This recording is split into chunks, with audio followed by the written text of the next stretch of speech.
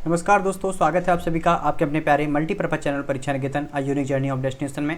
और SSC MTS के जो हमारे एग्जाम चल रहे हैं उन एग्जाम से जो मेमोरी बेस्ड क्वेश्चन आ रहे हैं और साथ ही साथ जो एक्सपेक्टेड क्वेश्चन बन सकते हैं इनको मिला करके आपके मॉडल टेस्ट पेपर तैयार किए जा रहे हैं। और ये मॉडल टेस्ट पेपर नंबर 3 है जहाँ पर हम इंग्लिश के 25 क्वेश्चन डिस्कस करने जा रहे हैं। और ये वाली वीडियो आपके लिए बहुत ही बेनिफिशियल होने वाली है, तो वीडियो को अंत तक जरूर देखें क्योंकि इनका जो एक्सप्लेनेशन है इन्हीं से क्वेश्चन आपके बनेंगे। ठीक है, तो बिना समय को बर्बाद करते हुए बढ़ते हैं आज के अपने पहले क्वेश्चन की। और पहला क्वेश्चन क्या है देखिएगा जरा ध्यान से। क्वेश्चन नंबर 1 आपके सामने है 1/3 of all prisoners were suffering from a psychiatric disorder at that time. और यहाँ पे जो अंडरलाइन वर्ड है वर सफरिंग, अब आपको इसको करेक्ट करना है और ये बताना है कि इसमें क्या एरर है, और अगर कोई एरर नहीं है तो आप नो इंप्रूवमेंट पे क्रिटिक कर सकते हैं। तो जैसा कि आप देखें कि सेंटेंस का स्ट्रक्चर किस तरीके से दिया गया, यानी यहाँ पे पार्ट दिया गया है। पार्ट का मतलब क्या होता है, 1/3 हो जाएगा, क्वार्टर हो जाएगा, हाफ हो जाएगा, इस प्रकार से कोई पार्टीशन दिया जाए। और पार्टीशन के साथ अगर कोई आपका काउंटेबल नाउन दे दिया जाए, कौन सा नाउन दे दिया जाए, काउंटेबल नाउन। और काउंटेबल नाउन वो भी किस सेंस में दिया गया हो, प्लूरल में दिया गया हो। तो ये आपको स्ट्रक्चर ध्यान रखना है कि अगर पहले पार्टीशन है, पार्टीशन के बाद काउंटेबल नाउन है, और वो काउंटेबल नाउन अगर प्लूरल है तो इनके बाद जो आपकी वर्ब आएगी वो हमेशा किस फॉर्म में आएगी, प्लूरल फॉर्म में ही आएगी। तो यहाँ पे आप देखेंगे ये आपका हिस्सा यानी पार्टीशन वाला पार्ट हो गया। ये प्रिजनर यानी इनको काउंट कर सकते हैं, और साथ ही साथ में प्रिजनर्स लिखा हुआ है, प्लूरल सेंस में दिया गया है, तो इसके बाद जो वर्ब आएगी वो प्लूरल में ही आएगी। यानी सेंटेंस बिल्कुल करेक्ट है, तो नो इंप्रूवमेंट इसका करेक्ट आंसर हो जाएगा। ठीक है दोस्तों, पढ़ते हैं नेक्स्ट क्वेश्चन नंबर 2 पर।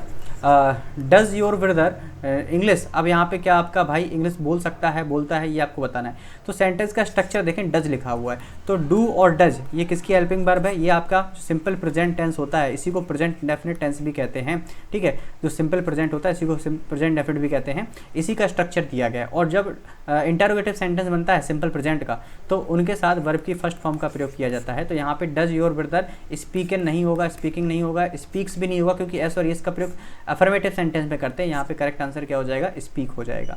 ठीक है दोस्तों, नेक्स्ट क्वेश्चन नंबर 3 है the girls did not want to spend a long time that the carnival. मतलब जो लड़कियां थी वो अब एक ज़्यादा समय वहाँ पे स्पेंड नहीं करना चाहती थी, कहाँ पर, कार्निवल में। तो कार्निवल क्या होता है, जहाँ पे मेले वगैरह प्रदर्शनी वगैरह लगी होती हैं, तो यहाँ पे एट का प्रयोग किया जाएगा, एट द कार्निवल। तो ऑप्शन नंबर 1 करेक्ट हो जाएगा। ठीक है दोस्तों, और एट का प्रयोग किसके लिए करते हैं, किसी जगह के लिए एट का प्रयोग करते हैं। अंटिल का प्रयोग क्या होता है, जब तक नहीं। ठीक है, और पॉइंट ऑफ टाइम के लिए इसका प्रयोग करते हैं, जैसे no one left the room, कोई रूम नहीं छोड़ेगा अंटिल द टॉक एंडेड, जब तक की बात समाप्त नहीं हो जाती है। ठीक है, अमॉन्ग का प्रयोग करते हैं 2 से अधिक चीज़ों के लिए, बिटवीन का प्रयोग करते हैं दो चीज़ों के लिए। और ड्यूरिंग क्या होता है, किसी ड्यूरेशन में जो टाइम चलता है उसको वहाँ पे ड्यूरिंग का प्रयोग करते हैं। तो जो गिवन सेंटेंस है ये लोकेशन यानी कार्निवल को बताता है, तो यहाँ पे एट का प्रयोग किया जाएगा। इस आधार पर हम बोल सकते हैं ऑप्शन नंबर 1 करेक्ट है। ओके, नेक्स्ट क्वेश्चन नंबर 4 आपके सामने क्या है, यहाँ पे आपको बताना है सेंटेंस के किस पार्ट में एरर है। The Konark temple is dedicated from the sun god. जो कोणार्क मंदिर है ये किसको डेडिकेटेड है, सूर्य मंदिर को डेडिकेटेड है। तो यहाँ पे फ्रॉम द सन गॉड नहीं आएगा, टू द सन गॉड होगा।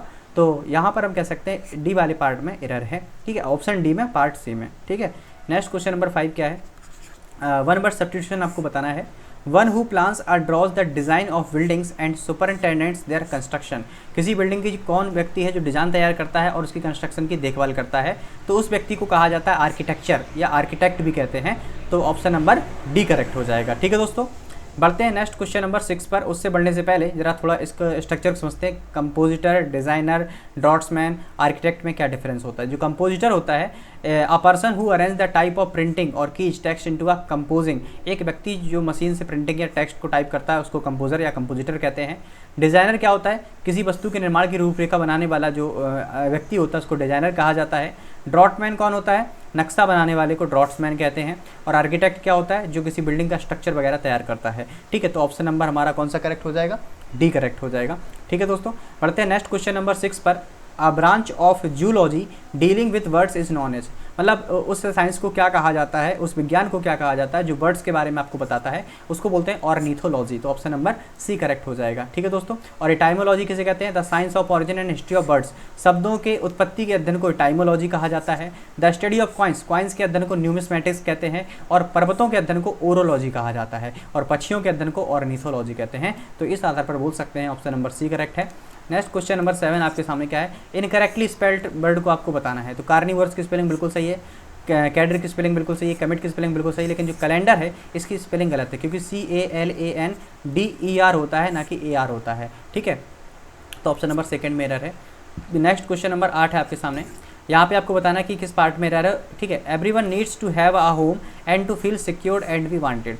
तो अब आप इसमें बताना है कि किस पार्ट में रह रहे हैं। ध्यान से देखेंगे कि यहाँ पे लिखा है एंड टू फील सिक्योर्ड, यानी इन्फिनेटिव टू लिखा हुआ है, और इन्फिनेटिव टू के बाद जो वर्ब आती है वो आपकी किस फॉर्म में आती है, फर्स्ट फॉर्म में आती है। तो यहाँ पे जो सिक्योर्ड है, सिक्योर्ड ना होकर के यहाँ पे करेक्ट क्या होना चाहिए था, सिक्योर का इस्तेमाल किया जाना था। तो एंड टू फील सिक्योर होगा, तो इसी वाले पार्ट में एरर है हमारे, ठीक है। नेक्स्ट क्वेश्चन नंबर 9 आपके सामने क्या है, यहाँ पे हमने एक इडियम दिया गया है to pull one socks up, ठीक है। इसका मतलब आपको बताना है। तो इसका मतलब क्या होता है, एक ऐसा प्रयास करना जो किसी परफॉर्मेंस को इंप्रूव कर सकता है। To pull one socks up का मतलब क्या हो जाएगा, to make an effort to improve one's performance. किसी की परफॉर्मेंस को बढ़ाने के लिए आप जो प्रयास करते हैं, इसी को कहा जाता है to pull one's socks up. तो इस आधार पर बोल सकते हैं ऑप्शन नंबर सेकंड करेक्ट है, ठीक है।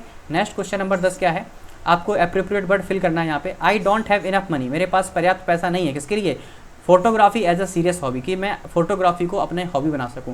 तो यहाँ पे परस्यू आएगा, असिस्ट आएगा, अनरिलेवेंट एंटाई क्या आएगा, ये आपको बताना है। तो जो परस्यू वर्ड है वो यहाँ पे करेक्ट होगा, क्योंकि परस्यू का मतलब होता है कोई आप ऐसा काम कर रहे हैं जिसमें बिल्कुल लिप्त हो जाए, मन लगा करके किसी काम में लिप्त होना, उसी को बोलते हैं परस्यू। और परस्यू आप तभी हो सकते हैं जब कोई चीज़ आपको बेहद पसंद हो, और बेहद जो फोटोग्राफी एक ऐसा फील्ड है जहाँ पे आपको पैसे की आवश्यकता पड़ती है।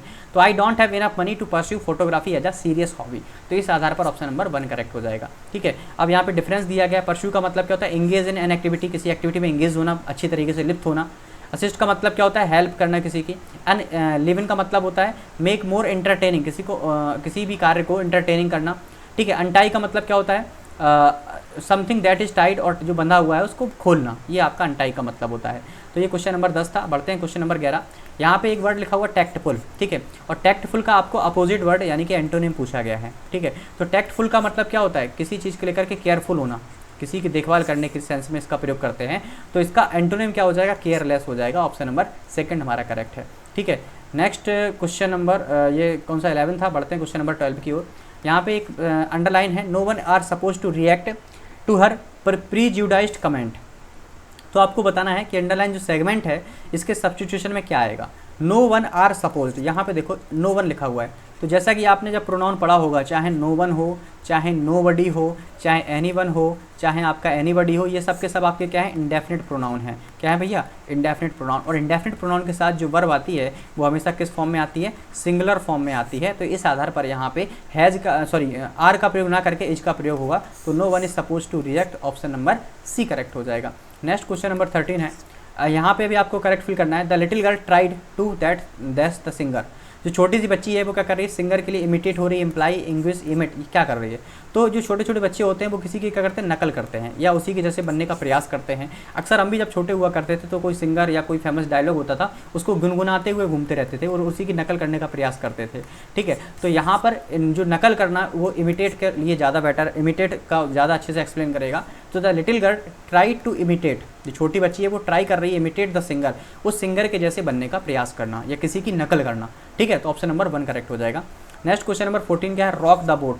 रॉक द बोट का मतलब क्या होता है, कोई बैलेंस कंडीशन है, क्या समझने का प्रयास करना, कोई बैलेंस कंडीशन है उसमें आप कुछ ऐसा तूफानी कर देते हैं। तूफानी का मतलब होता है किसी बैलेंस कंडीशन को अनबैलेंस करना, ठीक है, या आप किसी परिस्थिति को बिगाड़ना। जैसे मान लो नाव सीधी चली जा रही है, उस नाव में मतलब नाव जो सही से जा रही है उस नाव में आपने डांस करना स्टार्ट कर दिया, तो इसका जो बैलेंस था नाव का वो क्या तो बिगड़ गया कि नहीं बिगड़ गया। तो रॉक द बोट का मतलब होता है अपसेट द बैलेंस, ठीक है, अब किसी बैलेंस चीज़ को या स्थित चीज़ को बिगाड़ना।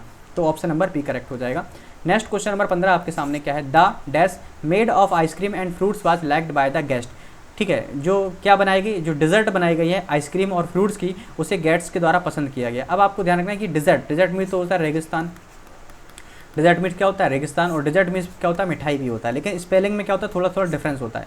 जो पहला डिज़र्ट लिखा हुआ है इसका मतलब क्या होता है रेगिस्तान, तो ये होगा नहीं, ठीक है। अगला क्या है, एक लिखा है डेजर्ट और एक लिखा है डेजर्ट्स। ये देखो जो DESSERT वाला होता है इसका मतलब होता है मिठाइयाँ, ये वाला, ठीक है। और जो डेजर्ट्स ये तो बहुत सारे रेगिस्तान हो जाएंगे, डोज का कोई मतलब है नहीं। तो यहाँ पे जो करेक्ट ऑप्शन होगा बी होगा, the dessert made of ice cream, यानी कि जो मिठाई बनाई गई थी किसकी, आइसक्रीम और फ्रूट्स की, वो गेस्ट के द्वारा पसंद की गई। तो ऑप्शन नंबर 2 करेक्ट हो जाएगा, ठीक है दोस्तों। पढ़ते हैं नेक्स्ट क्वेश्चन नंबर 16 की ओर। यहाँ पे आपको इनकरेक्टली स्पेल्ड वर्ड बताना है। डेंटल बिल्कुल सही है, डाउट बिल्कुल सही है, डिक्शनरी गलत है, क्योंकि डिक्शनरी की सभी स्पेलिंग क्या होती है DICTIONARY, ठीक है। और यहाँ पे आई मिसिंग है, तो इसी आधार पर इसी वाले पार्ट में एरर है। नेक्स्ट क्वेश्चन नंबर 17 क्या है, विजिलेंट। विजिलेंट का मतलब क्या होता है, किसी चीज़ को लेकर के आप अटेंटिव हैं या उसकी देखभाल करने के लिए एक्टिव हैं, अटेंटिव होना। और इसका एंटोनिम पूछा गया तो इनअटेंटिव इसका करेक्ट एंटोनिम हो जाएगा, किसी के लेकर के आप ध्यान नहीं दे रहे हैं, ठीक है। ऑप्शन नंबर बी करेक्ट है। नेक्स्ट क्वेश्चन नंबर 18 आपके सामने। यहाँ पे क्वेश्चन टैग का क्वेश्चन पूछा गया, आपके दिया गया है। देखिए भैया बारिश बहुत तेज़ हो रही है बाहर, ठीक है, तो फिलहाल हम लोग पढ़ाई अपनी जारी रखेंगे। The monumental inscription is scarcely readable isn't it. आपको पता है कि जब भी क्वेश्चन टैग होता है तो अगर सेंटेंस आपका अफर्मेटिव सेंस में दिया गया है तो जो क्वेश्चन टैग होता है वो किस में हो जाता है, नेगेटिव में। और अगर आपका सेंटेंस नेगेटिव में है तो जो क्वेश्चन टैग होता है वो किस में हो जाता है, अफर्मेटिव में हो जाता है, ठीक है।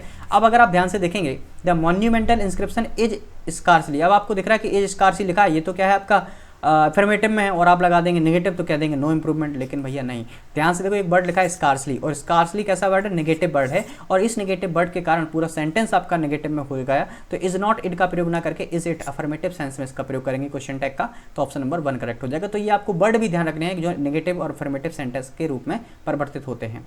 ओके, नेक्स्ट क्वेश्चन नंबर 19 है डिसरिगार्ड। और डिसरिगार्ड का मतलब होता है ध्यान ना देना। डिसरिगार्ड का मतलब क्या होता है, ध्यान ना देना, और इसका सिनोनिम पूछा तो हो जाएगा डेस्पाइस, इसका मतलब भी होता है ध्यान ना देना। ऑप्शन नंबर 1 करेक्ट हो जाएगा। नेक्स्ट क्वेश्चन नंबर 20 क्या है, इक्विवोकल। इक्विवोकल का मतलब क्या होता है, बिल्कुल एक समान। इक्विवोकल का मतलब क्या होता है, एक समान। और एक समान होते हैं, जैसे मान लो एक आपके सामने कोई एक व्यक्ति खड़ा हुआ है, ये भी आपको पसंद है, ठीक है, और वैसे ही एक दूसरा व्यक्ति आपके सामने खड़ा है, ये भी आपको बहुत पसंद है। अब आप कन्फ्यूज़न में हैं क्योंकि दोनों व्यक्ति आपके लिए समान एक समान है और एक जैसे खूबसूरत लग रहे हैं, तो आप कन्फ्यूज़न में हैं कि इसको चुना जाए या फिर इसको चुना जाए। तो ऐसी स्थिति क्या कैसी कहलाती है, एम्बिगुअस स्थिति कहलाती है, मतलब अस्पष्टता की स्थिति कहलाती है। और आप कहते हैं कन्फ्यूजन होती है जहाँ पर आपकी विच वन टू चूज, तो ambiguous condition is called equivocal condition के सेंस में इसका सिनोनिम इस्तेमाल किया जाएगा। ऑप्शन नंबर डी करेक्ट हो जाएगा।